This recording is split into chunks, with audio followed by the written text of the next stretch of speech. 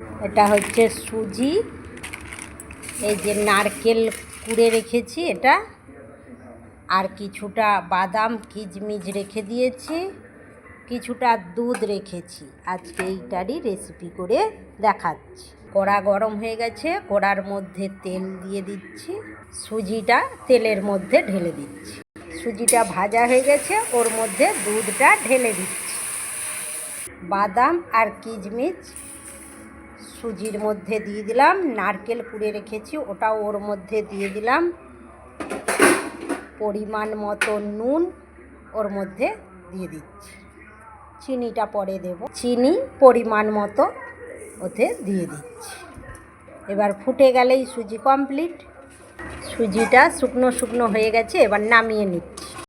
থালার মধ্যে এইভাবে সুজিটা ঢেলে নিয়েছি, এবার পিস করে নিলেই সুজি রেডি। আজকের মতো টাটা।